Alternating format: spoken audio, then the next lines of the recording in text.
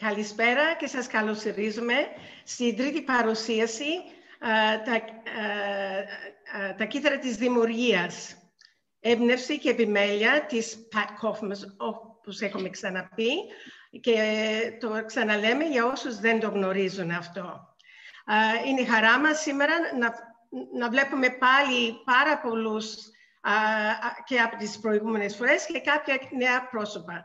Καλώς ήρθατε. Ελπίζω να απολαύσετε αυτή την παρουσίαση που θα έχουμε σήμερα από την κυρία Φράνκα Παπανδρέου. In English now, I would just like to welcome you all to the third of the series of Creative Κύθηρα, which is Pat Kaufman's idea, and she is organizing the whole series of this session. And we thank her always for that. And this is for the sake of the people who haven't been following us in the previous two sessions. We are glad to have you here again this evening. Good evening. I'm Pat. Είμαι Πατρικία Kaufman. Δυστυχώς δεν μιλάω ελληνικά, so I will go into English. Tonight, just to introduce you for our third presentation, is Franka Papandreu, who is a designer and artist, costume designer and theater designer as well. And now I turn you over to Franka. Thank you. Presentation. Thank you, Pat. Thank you, everybody. So, θα ξεκινήσω με ελληνικά και θα πω ότι and I will try to translate that in English. I hope I can do a bilingual presentation. It might take a little bit longer, but we'll see that. If it is tiring for you, I'll switch it to one language. Anyway, I'll start with Greek. Καλησπέρα σε όλους, καλησπέρα σε όλες. Ευχαριστώ για την πρόσκληση και θα ήθελα να ξεκινήσω λέγοντας ότι είναι μια εξαιρετική ευκαιρία να δείξει κανείς τη δουλειά του μέσα από τόσους ενδιαφέροντες ανθρώπους που την παρακολουθούν. So, thank you everybody. Thank you for calling me. It's a great joy to be here, be among you. And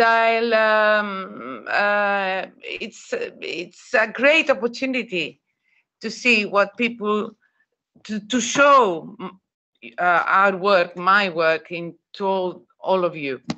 So I'll start directly. Okay, great. That's over. So I graduated from Central School of Art and Design. Now it's called Central St. Martin's in London. And I studied theater design, and then I did some painting lessons in Bayam Show. So this is me trying to paint a backdrop. That was a small fringe production. That was some years ago. What I'm trying, so I'll translate that in Greek and then I'll come back. Σπούδασα στην Αγγλία, κάνοντας σκηνογραφία και ενδυματολογία και ζωγραφική στο Λονδίνο, όπου δούλεψα κάποια χρόνια. Αυτή η φωτογραφία είναι από μένα προσπαθώντας να ζωγραφίσω ένα πανί σκηνικού, που αυτά είναι συνήθως τεράστια, αυτό δεν είναι τόσο μεγάλο. Και αυτό δεν είναι τόσο πολύ παλιά πίσω. So, what I'll present to you is some of my earliest work, but not very early. It's the last 12, 14 years. In three sections. First of all is theater, just to have an idea. Yes, I am a theater designer. I love costumes.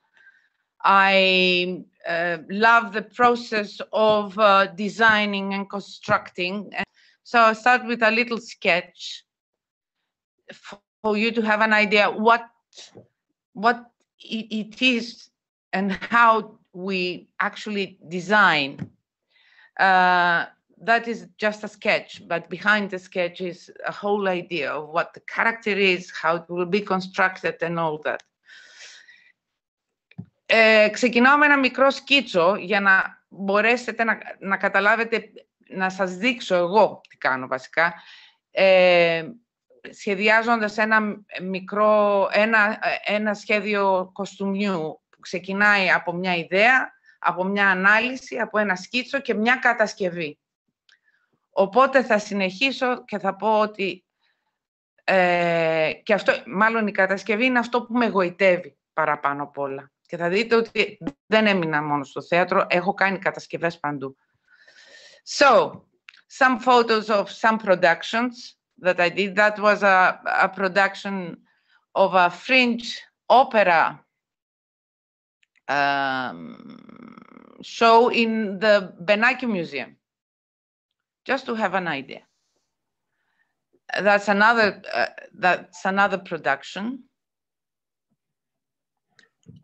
And that's the third production. Actually, that is from a TED show in Benaki.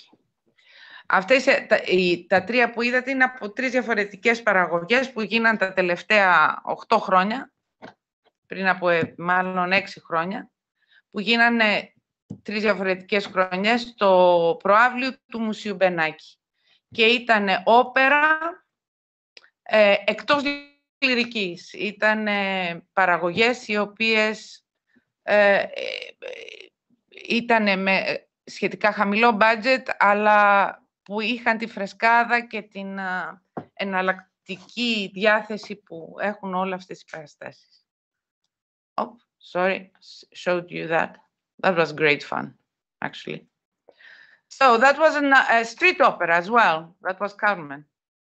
From that same group that wanted to take the opera outside the stuffy state lyric house.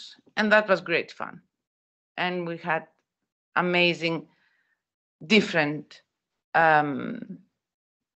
it was a different approach, fresh approach. Serious music, though, very serious music. So I went into teaching as well. I started teaching, and I'm talking about the last 15 years. Okay, I'm showing everything together. I started teaching costume design and theater design, and that is from a production of my students, but I loved it so much that I thought I should share it with you. It's the common theme of Karagiozis, but you have 2 conditions here. The conditions are a person trying to mimic a 2-dimensional caricature that is mimicking Greek myths, and I was really into them. And my first attempt to work on them was through shadow theater. So beautiful things came out. This is my teaching period as well. So it was a group effort, but it was extremely strong and great aesthetics for me. So this is the costume that I showed you the sketch before at the beginning, and it was a costume coming off the actress, and it was pretty dramatic. And you can compare the sketch with the actual construction of the costume that was played in Θέατρο Τέχνης, and it was part opera as well. That was why the actual costume was very dramatic. So this is a different thing altogether. At the same time, I was into making, because I'm always making. It is this part of me of making, constructing, having an idea, and actually that is design for me. Okay, so I went into having a period of making soft sculpture. Unfortunately, most of my things and most of my slides are in Athens, So I won't be able to show you a lot of them. Just to have an idea, soft sculpture were collections that were exhibited in gallery, and they were sold. Plates and bowls that were all designed by me and an amazing technician. These were produced, sold, and actually sold in Europe as well. As well as designing furniture and lightings. That was a different period altogether. So I'm just showing little bits of my work. Now, for the last, going into the now period. The now period is that I started being very interested in printing in textiles. And I started producing, designing things to be printed on silks, really.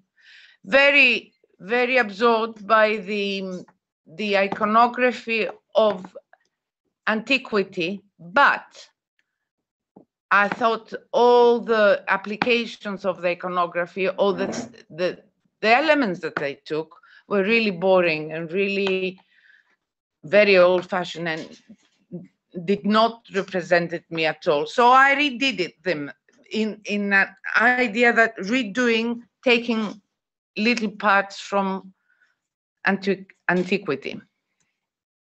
So some of the production that I did that with collaboration with Fránka Papandreou, a graphic designer, that we together did the textile printing. This is how I make the prints. I don't work on computers. I work completely the old-fashioned way, pen and colors and paper. So these are designs of scarves, really. Scarves and clothes, because I started printing for the theater, and I thought, why not? Why I can do some clothes as well, but I didn't. These were not in production. These were prototypes. These scarves were in production. So, and I'll show you what I mean by iconography, like that, a different way of presenting Parthenon, because I was fed up. Or the Parisienne from the frescoes of Knossos. This is a silk scarf as well. And some sarongs made from cotton and silk. These were all in production.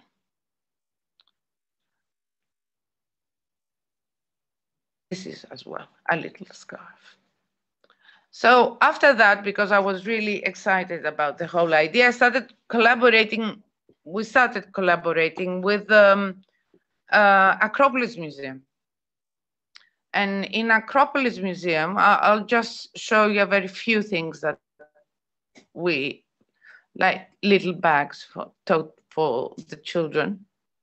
And what I like more that we did in Acropolis Museum, these are placemats for children made out of paper that they put their plates on, and then they can interact and play with that. So they can color. And all the images here are from the collection of Acropolis Museum. This was not produced because of COVID. I'm sure it is in a standstill now. It will be produced. And, you know, join the dots and color the little warriors and all this little in if you look through what in ancient vases, they had a lot of animals and a lot of funny shapes, and they had a great sense of humor. So I'm trying to reproduce that. And at the end, you know, make your own ancient vase using a rabbit or a pig or decorative shapes. So that was fun. It's a shame it stuck with COVID, but I'm sure they will do it. And now I'm going to the main thing that I wanted to present to you, because I'm illustrating a book at the moment that it will be published by Kaleidoscope firm, how you know, a printing house, or what? I've lost my English now. It is based on a story that Katie Papadaki wrote, and it's based, actually, the story is about the birth of Apollo and Artemis. Και το λέω και ελληνικά τώρα, μετά από όλο αυτό. Το τελευταίο project που έκανα, και πολύ θέλω να σας το παρουσιάσω, είναι ένα βιβλίο που έκανα το illustration, που έκανα τα σχέδια. Το κείμενο το έχει γράψει και η Παπαδάκη, θα εκδοθεί από το Καλλιτοσκόπιο το καλοκαίρι, και είναι η γέννηση η ιστορία της γέννησης του Απόλλωνα και της Άρτεμις. This book is not for children. This book is for grown-ups. It is a fresh eye into a very old myth with strong story, and is written, Katie has written a beautiful story, very, very lyrical and strong. And I think it's very, very modern in a way. So this is the first page saying, and I will tell you the story as well. Somewhere in the Aegean Sea, κάπου στο Αιγαίο, where the strong winds and the high waves are a common thing, there is a rock that floats in and out, and all the sailors say, where is that rock? What is that rock? We don't know anything about it. So this is a story of how that rock is in the middle of nowhere. And the story starts with the kingdom that is up north, a very long time ago, where two princesses used to live.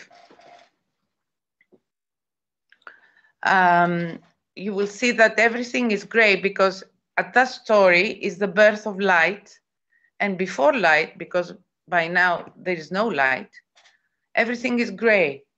There is no sun as such, because sun brings color.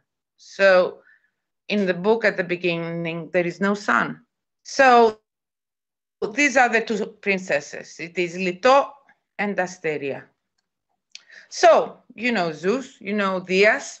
He was a lady man. So he saw Asteria and he started chasing her. Little Asteria she transformed into a little bird. He transformed into an eagle in order to capture her. But she transformed into a rock in order not to be caught, and she dropped into the sea in order to disappear. So they met, and but there comes Hera. Hera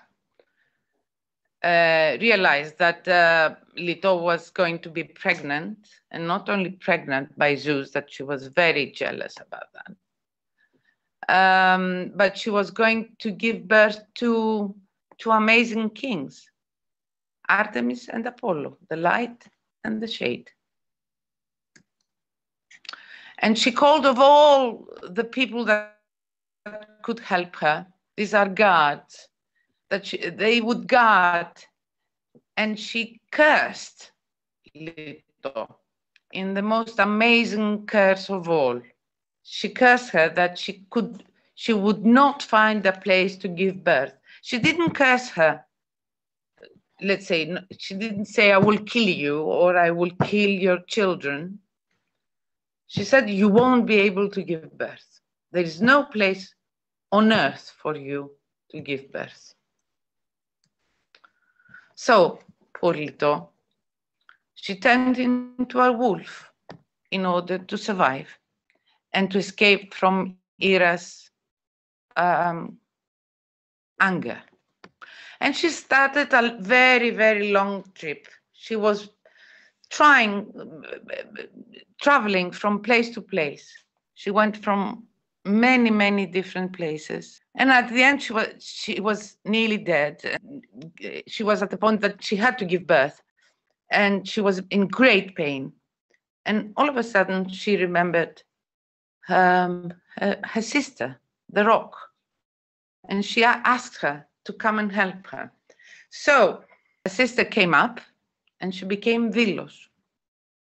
And she climbed on that island and she started giving birth. And first of all, she gave birth to the moon.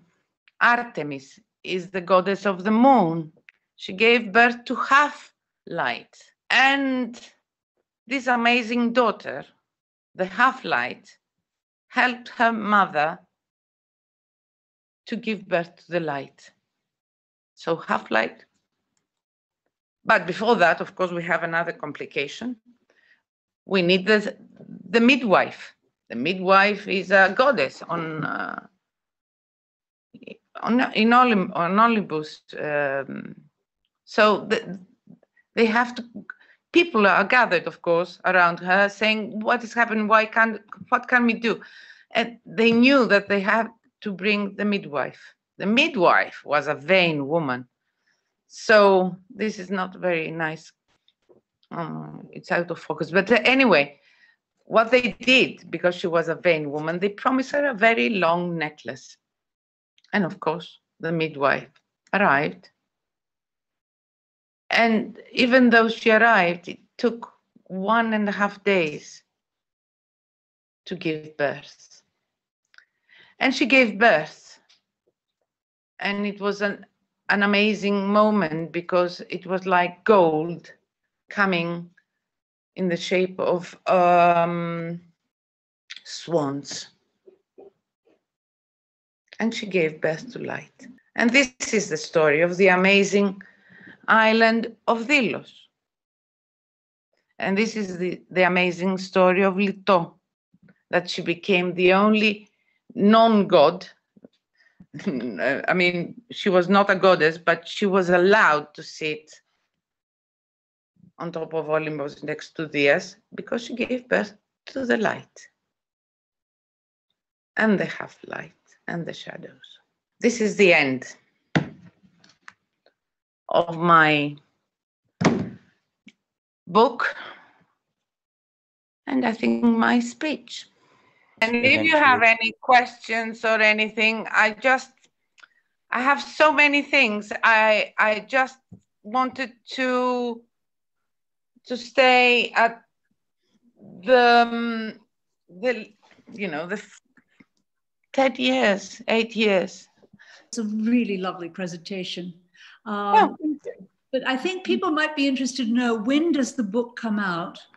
Oh, the book comes out in July, so it will be launched in September. And the publisher is? Kaleidoscope. And it's not a children's book. Do you think you might have a launch here on Κύθηρα? Oh, we might do it. Εντυπωσιάστηκα. Φράνκα, ευχαριστούμε πάρα πολύ.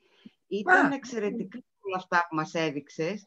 Δεν είχα ιδέα ότι υπάρχει όλο αυτό, όλη αυτή η ομορφιά και το χρώμα και τα σχήματα στο νησί μας και κυκλοφορεί.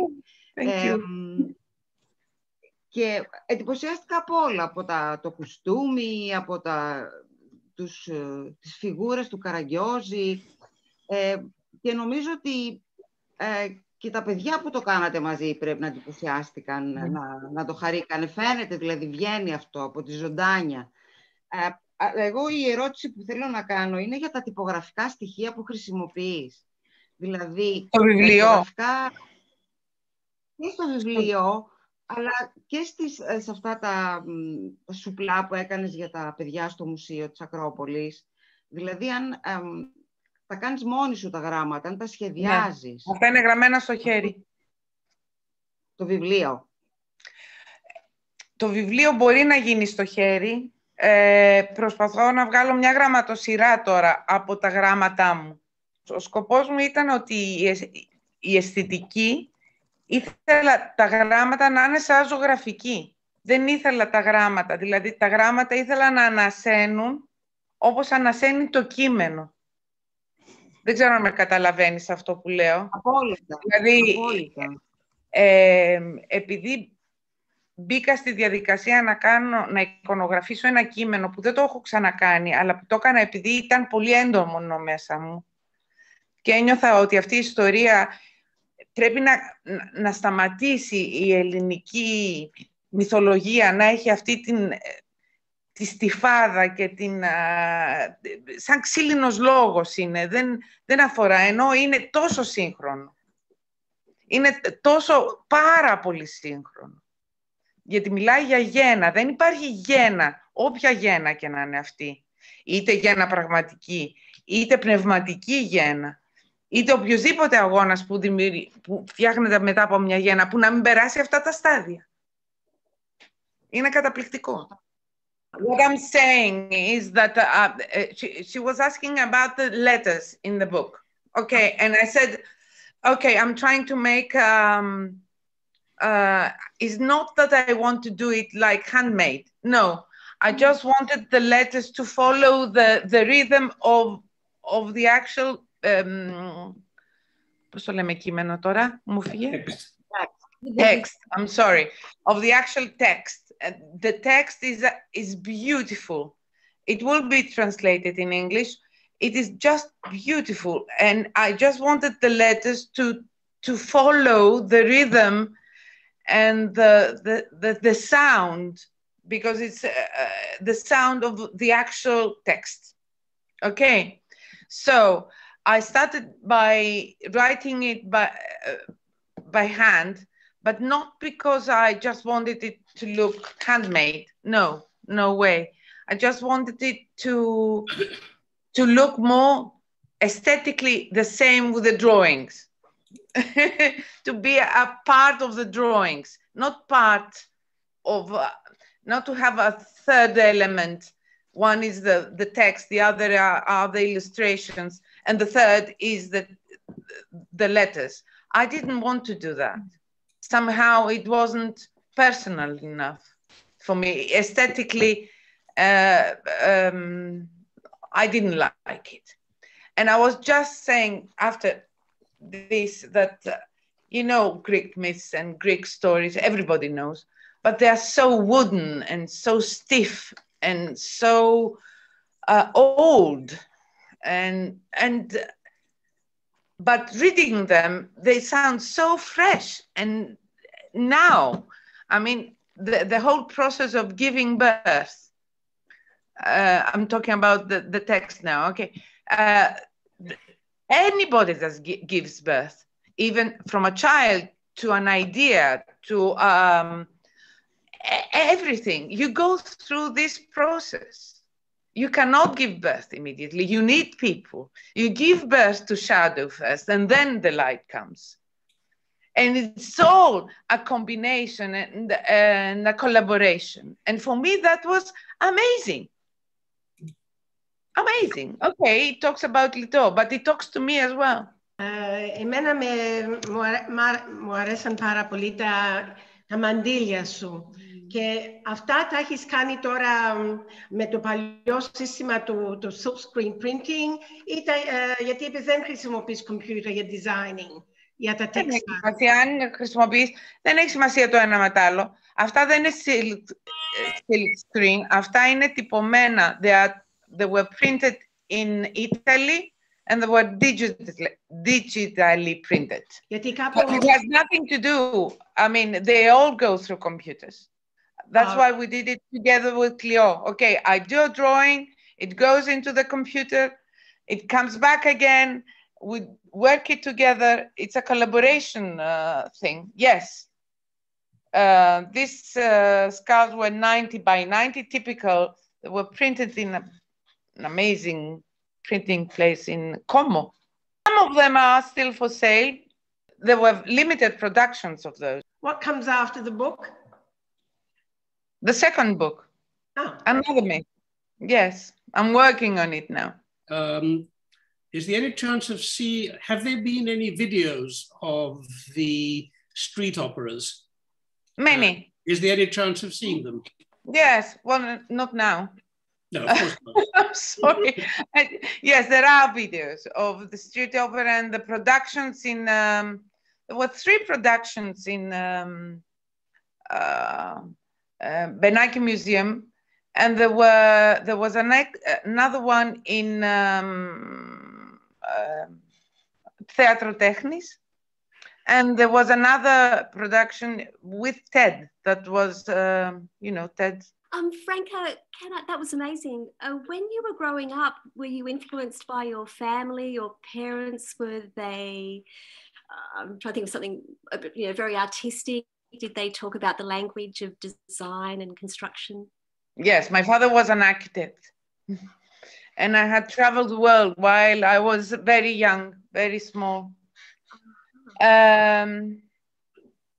Yes, I was influenced by that, traveling all around the world. But I thought I would become a painter, more or less. But when I started, I realized what I really love is having an idea and have it produced as well. The whole process of designing something actually is not only that, it's telling a story. Telling a story through a sketch that becomes something. Because always when I design either in on textile or theater or I don't know, all of these things, I'm telling a story. I have somebody facing me. I don't know if that makes any sense, but I'm always saying a story. Yes. And it's a different process from being a painter, let's say, or a sculptor like that. Yes, because it seems like it's manifests very strongly. And so I had the impression that maybe you were in an environment where it was encouraged to express concepts and ideas. I was in yes, I was in an environment like that. Yes, they were very creative, my parents. Franka, I'm just wondering, your slides had a lot of text in them, and they obviously tell the story. Yeah, they obviously tell the story in Greek.